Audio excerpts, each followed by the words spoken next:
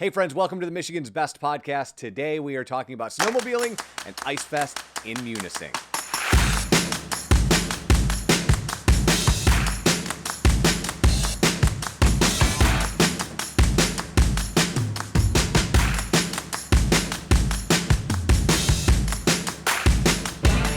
And as I said, my guests Bill and Dan, my friends, how is winter treating you guys? Oh, it's unbelievable. We have snow and it's been fun to get out and play. We could stand to have a little bit colder temperatures, but I'm sure that's coming our way pretty soon. And Dan, how's the snowmobiling?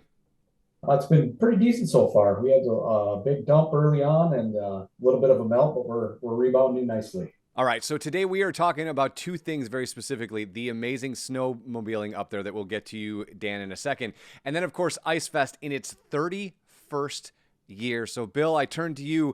There might be someone in Michigan who isn't familiar with what Ice Fest is, so kind of let's start there. What is it and what makes it magical?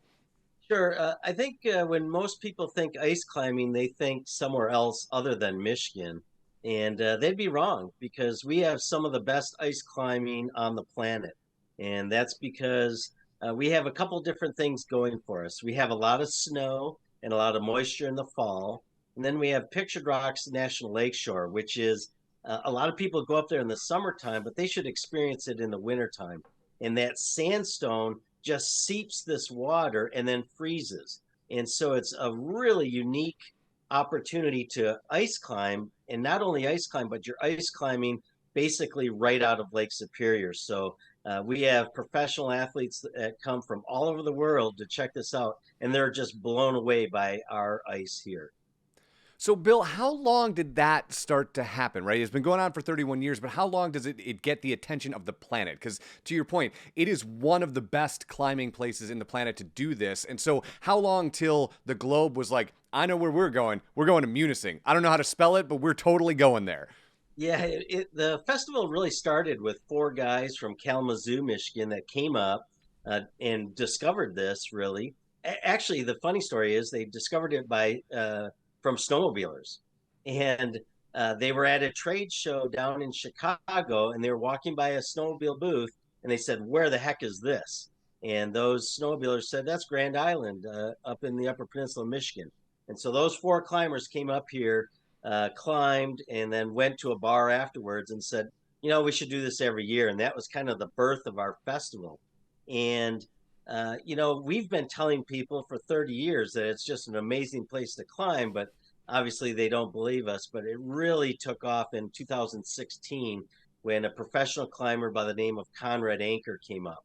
And he was filming the National Park Centennial movie, an IMAX movie, in one of our most brutal winters ever. And he has millions of Instagram, social media followers.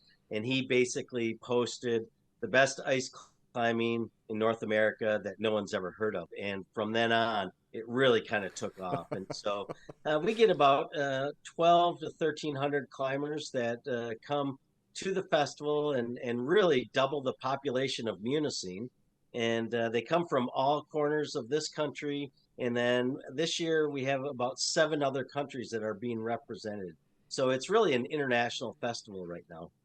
And one of the kind of secret sauce to the Ice Fest, in my opinion, is yes, it brings in global participants, and it's one of the best places in the world to do this, but it's also designed for people who have never done it before to experience the joy of ice climbing. Can you talk about that?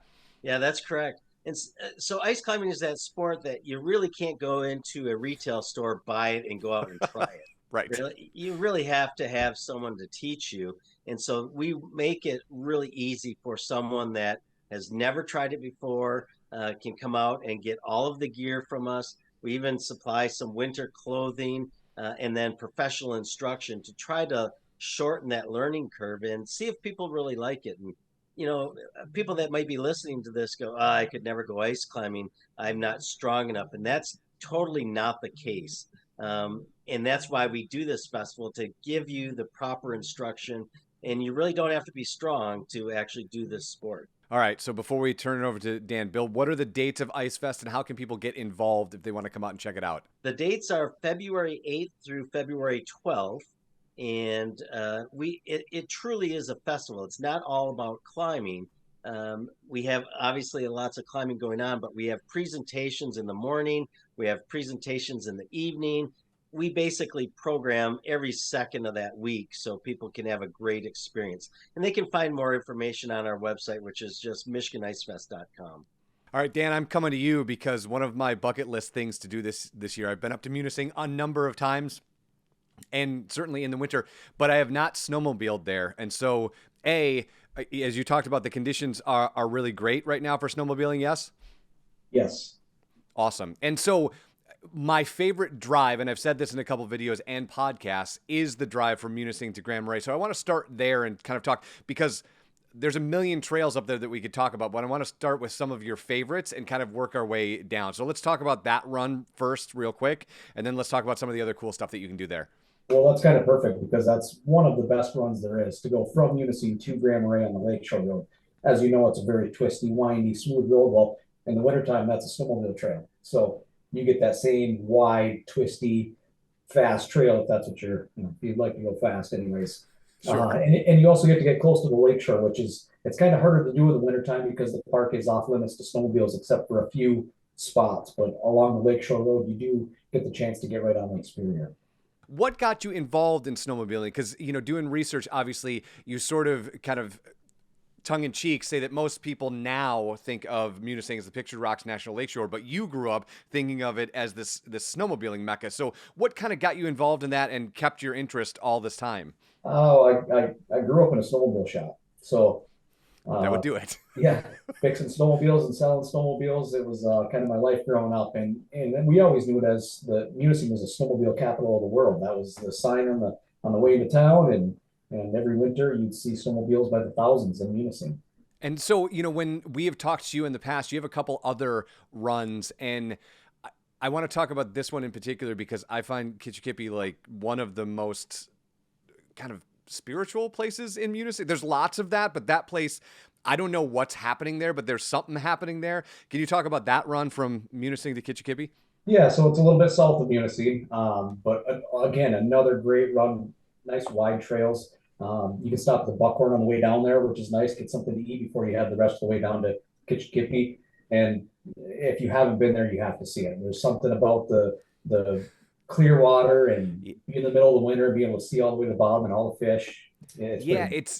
There's many things in Munising that are hard to explain if you haven't been there. This one is nearly impossible. Like, I could use a bunch of words, but it will not suffice to when you first kind of step out and go, what is happening here? What is this place? You're absolutely right. All right, Dan, let's talk about the rest of it. So as we have known since the lockdown, right, Munising became a very popular place overnight as we could get outside and kind of enjoy nature, and we all came up north, right? So there's still a bunch of people who are learning or experiencing for the first time snowmobiling.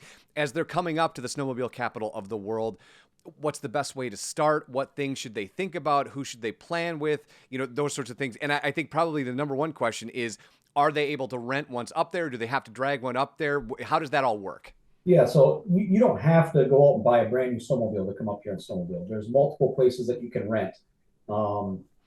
If you're going to try to get into it, that's what I would recommend right away. Give yourself an opportunity to rent a snowmobile, ride it for the weekend.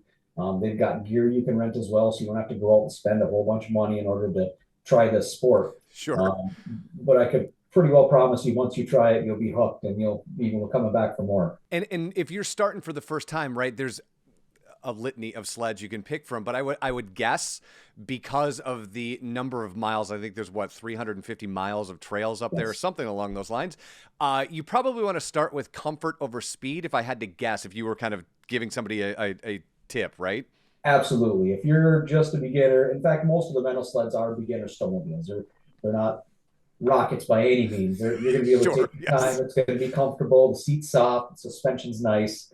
You won't be Joe Racer out there, but you'll still get a taste of what it's like to get out and see this place in the wintertime. You get to go places that people don't normally get to see when you're in a vehicle. Snowmobiles take you to pretty neat places.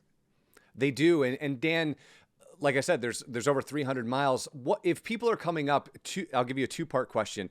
How many miles should they, if they've never done it before, should they expect to kind of click off their first couple days? And ideally, how many days should they be up there to kind of experience it the first time?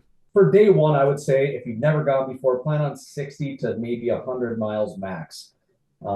Just to keep it light on yourself. You don't want to go out and try to go 200 miles in one day and burn yourself out and not enjoy yourself. You want to do 60 to 100 miles somewhere in that area.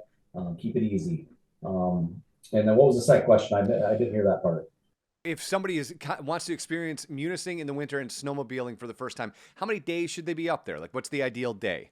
I'd say 2 to 4 days, somewhere in that area. It depends on how much time you can get off. To me, I'd snowmobile every day if I could. Sure. You know? Yes. But, right. Yeah. for a first timer, 2 to 4 days, that's going to be enough for you to get a taste of it. And like I said, once you taste it, you'll want it. Awesome. And as I said, friends, if you have not been up to Munising in the wintertime, this is a Four Seasons part of the world, and there's a million things to do, and winter is absolutely magical. Bill, Dan, thank you for the time. We will talk to you hopefully this time next year. Thank you. Thank you. Appreciate it.